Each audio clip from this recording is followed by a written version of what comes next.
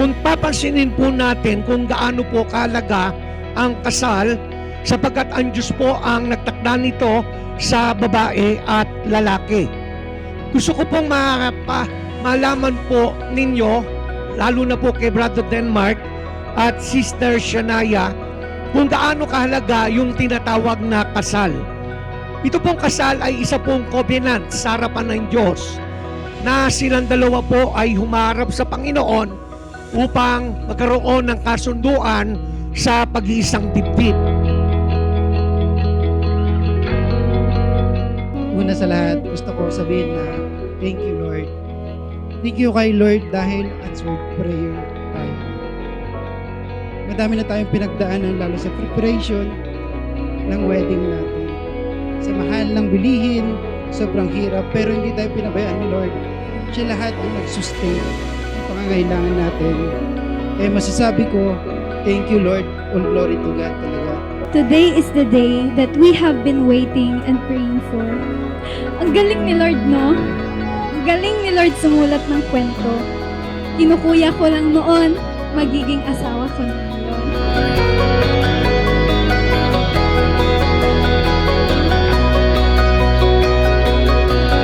Marriage is a divine covenant.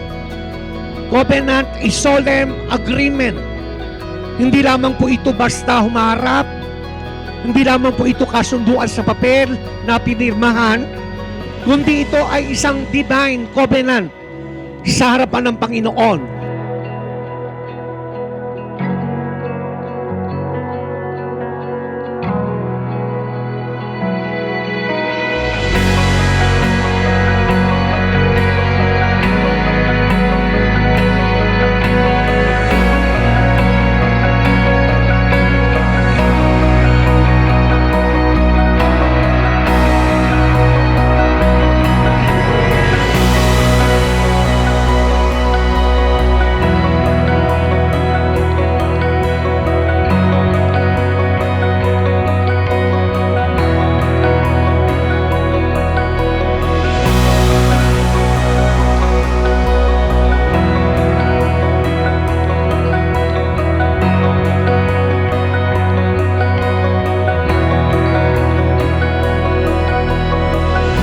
Mga kapatid, mga kaibigan, ikinagagalak kong ipakilala sa inyo ngayon ang bagong mag-asawa, sina Mr.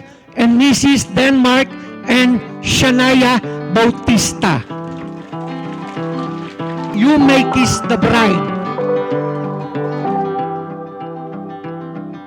You are my favorite place to go. You're at the end of my favorite road.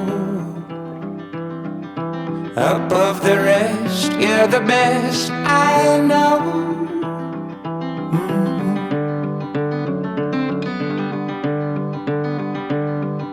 You are my favorite shade. First na nag-meet kami ni Denmark is nung anniversary ng church. Na I remember, 13th year anniversary ng church namin.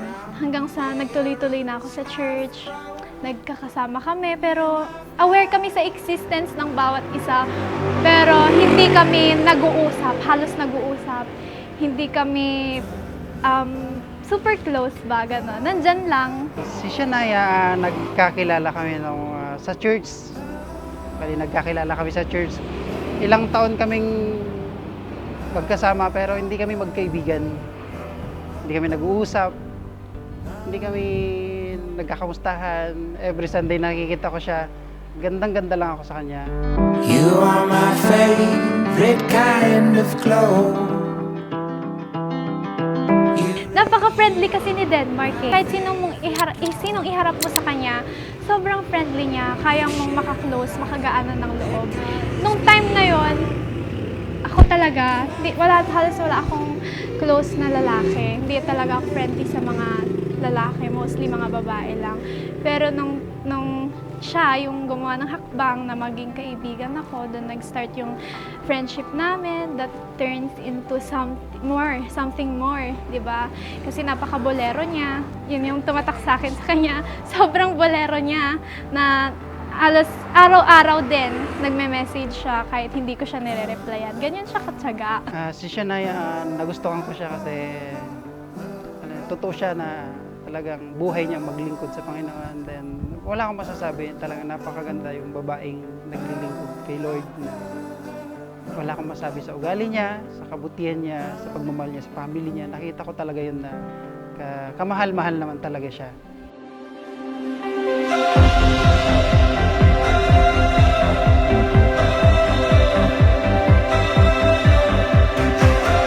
Mahal, ito na yung oras na ikakasal tayo.